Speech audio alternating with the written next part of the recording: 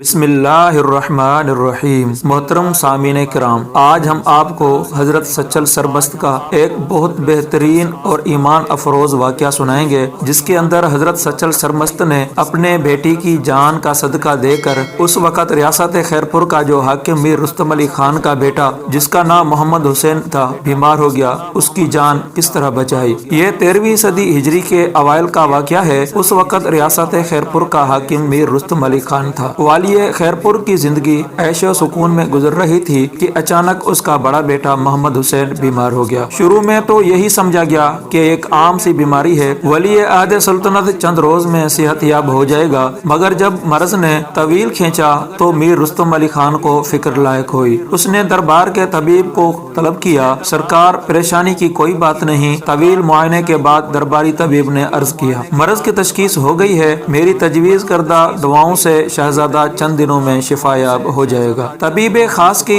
پر یقین گفتگو سن کر حاکم خیرپور میر رستم علی خان مطمئن ہو گیا۔ پھر طبیب خاص کی دوا شروع کی گئی، مگر برائے نام بھی افاقہ نہ ہو سکا، بلکہ مرض بڑھتا چلا گیا۔ بیٹے کی محبت نے میر رستم علی خان کو اس قدر بے قرار کر دیا کہ والی خیرپور نے سندھ اور پنجاب کے ان شہروں کی طرف اپنے شہ سوار دوڑائے جہاں نامور طبیب موجود تھے۔ چند روز میں کئی طبیبان حاذق خیرپور پہنچ گئے۔ اتنے عرصے میں میر محمد حسین بہت لاغر ہو چکا تھا۔ ماہر اور تجربہ کار حکیموں نے ولی عہد سلطنت کا معائنہ کیا اور مبہم لہجے میں مایوسی کا اظہار کر دیا۔ انسانی علم کی حدیں ختم ہو گئیں اور جڑی بوٹیاں اپنا اثر کھو چکی تھی۔ اب شہزادے کو دواؤں سے زیادہ دعاؤں کی ضرورت ہے، یہ کہہ کر طبیبوں کی جماعت چلی گئی اور میر رستم علی خان تمام تر وسائل کے باوجود اپنے بیٹے کا علاج کرنے سے قاصر رہا۔ حویلی ماتم کدہ بنی ہوئی تھی اور ہر مکین سوگوار تھا۔ اسی کربناک فضا میں ایک خدمتگار نوید جان فضا لے کر آیا۔ سرکار، آپ کے علاقے میں ایک درویش خدا مست رہتے ہیں، ان کے بارے میں سنا ہے کہ مستجاب الدعوات ہیں۔ آپ شہزادے کی صحت کے لیے ان بزرگ سے رجوع کیوں نہیں کرتے؟ تو پھر بزرگ کی خدمت میں جا کر عرض کرو کہ ہم ان کے دیدار سے مشرف ہونا چاہتے ہیں، میر رستم علی خان نے بے قرار ہو کر کہا۔ خدمتگار نے بزرگ کی خدمت میں حاضر ہو کر والی خیرپور کی خواہش کا اظہار کیا تو بزرگ نے شان بے نیازی کے ساتھ فرمایا، امیروں کی حویلی میں فقیروں کا گزر کہاں؟ میر رستم علی خان کی خدمتگار نے اصرار کیا تو بزرگ نے فرمایا، دراصل درویش کو محلات کی آب و ہوا راس نہیں آتی، طبیعت خراب ہو جاتی ہے۔ والی خیرپور کا خدمتگار درویش کی گفتگو کا مفہوم نہ سمجھ سکا اور ناکام و نامراد واپس جانے لگا۔ خانقاہ کے دروازے پر ایک مجذوب نما شخص نے اسے روک کر کہا، اتنی آسانی سے کچھ حاصل نہیں ہوگا۔ میر رستم علی خان کا خادم مجذوب کی بات سن کر چونک اٹھا، پھر مجھے اپنی مراد کس طرح حاصل ہوگی؟ مجذوم کے دامن سے لپٹ جانا۔ مجذوب نے کہا، مخدوم انکار کریں گے،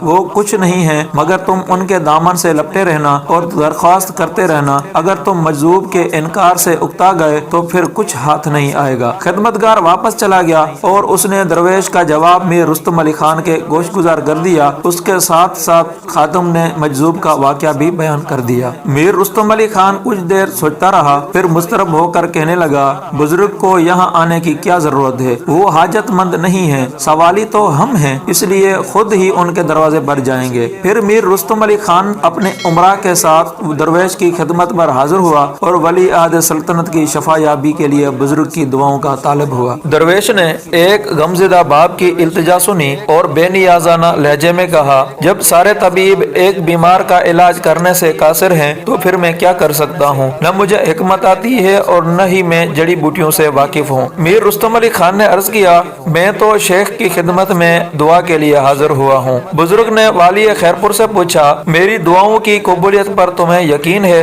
میر رستم علی خان نے عرض کیا، میں نہیں، ساری دنیا کہتی ہے کہ آپ مستجاب الدعوات ہیں۔ تو بزرگ نے پرجلال لہجے میں کہا، دنیا غلط کہتی ہے، لوگوں کو کیا معلوم کہ کس کی دعائیں قبول ہوتی ہیں؟ میں اللہ کا ایک گناہگار بندہ ہوں اور ایک گوشے میں منہ چھپائے پڑا ہوں۔ میر رستم علی خان اپنے خدمتگار کی زبانی مجذوب کی باتیں سن چکا تھا، اس لیے وہ اپنی ضد پر قائم رہا، شیخ آپ کہیں بھی رہیں مگر مستجاب الدعوات ہیں، میں آپ کا آستانہ چھوڑ کر کہیں نہیں جاؤں گا۔ اچانک بزرگ کے چہرے پر پریشانی کے آثار نمایاں ہو گئے۔ میر رستم علی خان، بہت دیر ہو گئی، بہت دیر ہو گئی۔ درویش کے لہجے سے اداسی کا اظہار ہو رہا تھا۔ شیخ، اللہ کے یہاں یہاں دیر سویر کچھ نہیں ہے۔ میر رستم علی خان کے آنکھوں میں آنسو آ گئے۔ بس اللہ کا حکم ہی سب کچھ ہے، جب وہ مردوں کو زندہ کر سکتا ہے تو پھر میرے بیمار بیٹے کو بھی شفا دے سکتا ہے، بس آپ کے دست دعا دراز ہونے کی دیر ہے۔ بزرگ نے سکوت اختیار کیا۔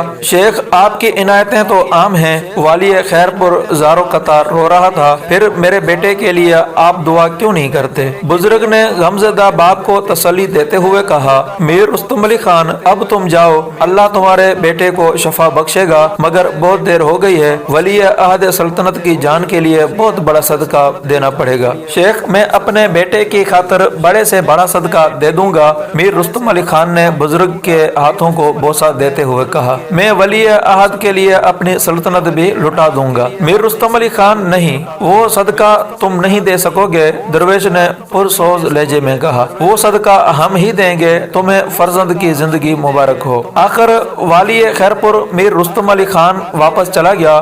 حویلی پہنچ کر اس نے یہ ناقابل یقین منظر دیکھا۔ ولی عہد سلطنت میر محمد حسین کے چہرے کی اداسی ختم ہو گئی تھی اور اب اس کے چہرے پر زندگی کے آثار آنے لگے۔ جب میر رستم علی خان واپس چلا گیا تو درویش نے سجدے میں سر رکھ دیا اور نہایت رقت آمیز لہجے میں دعا کرنے لگا، اے علیم و خبیر، تو خوب جانتا ہے کہ رستم علی خان کے بیٹے میر محمد حسین کی زندگی لوح محفوظ پر ختم ہو چکی ہے، مگر تو اس پر بھی قادر ہے کہ جسے چاہے برقرار رکھے اور جسے چاہے مٹا دے۔ والی خیر پور مجھے تیرا مستجاب دعوات بندہ سمجھتا ہے اور وہ میرے پاس بڑی امیدیں لے کر آیا ہے۔ مجھے اس بات سے بہت شرم آئی کہ میں اسے خالی ہاتھ لوٹا دوں، حالانکہ سب تیرے ہی در کے بھکاری ہیں، جسے جو کچھ بھی ملتا ہے تیرے ہی خزانہ غیب سے ملتا ہے۔ مجھ فقیر کو بھی تیرے ہی آستانہ کرم سے ایک بیٹا عطا ہوا ہے، جان کا صدقہ جان ہے، اس لیے اے میرے کریم، تو میرے بیٹے کے بدلے میر محمد حسین کو نئی زندگی عطا کر دے۔ پھر جیسے ہی بزرگ کی دعا ختم ہوئی، میر رستم علی خان کا بیٹا میر محمد حسین صحت یاب ہونے لگا اور درویش کا بیٹا بستر علالت پر دراز ہو گیا۔ پھر جس روز ولی عہد سلطنت نے غسل صحت کیا، اسی دن درویش نے اپنے بیٹے کو قبر میں اتارا۔ میر رستم علی خان اظہار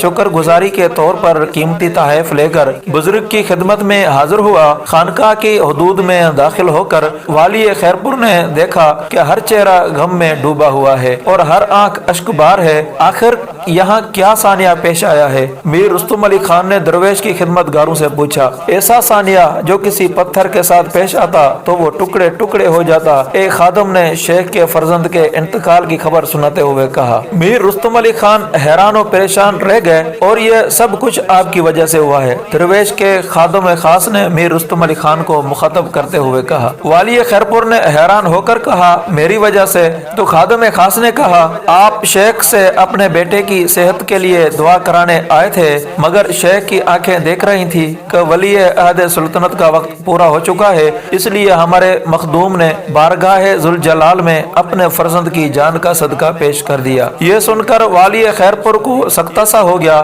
پھر جب اس کے ہوش و حواس بحال ہوئے تو وہ بزرگ کی خدمت میں حاضر ہوا اور درویش سے لپٹ کر کہنے لگا، شیخ، یہ آپ ہی کا حوصلہ تھا اور اس انداز کا صدقہ آپ ہی پیش کر سکتے تھے۔ والی خیر پور درویش سے لپٹ کر رو رہا تھا۔ ایک غیر شخص کے لیے اپنے فرزند کی قربانی دینا درویشوں ہی کا منصب ہے۔ مجھے نہیں معلوم تھا کہ بات یہاں تک پہنچ جائے گی۔ بات جہاں تک پہنچنا تھی پہنچ گئی۔ درویش نے میر رستم علی خان کو اپنے سے الگ کرتے ہوئے کہا، مشیت میں یوں ہی لکھا تھا، تمہیں ولی عہد سلطنت کی زندگی مبارک ہو۔ میر رستم علی خان واپس چلا گیا۔ جاتے وقت اس نے سارے تحائف ان فقیروں میں تقسیم کر دیے جو بزرگ کی گلیوں میں پڑے رہتے تھے۔ یہ کریم النفس، حوصلہ مند اور جان باز درویش سندھ کے مشہور بزرگ حضرت سچل سرمست رحمت اللہ تعالی علیہ تھے، جنہوں نے ایک غمزدہ باپ کو پرسکون دیکھنے کے لیے اپنے بیٹے کی جان کا صدقہ پیش کر دیا۔ صوفیہ کی تاریخ میں ایسے کئی واقعات مشہور ہیں۔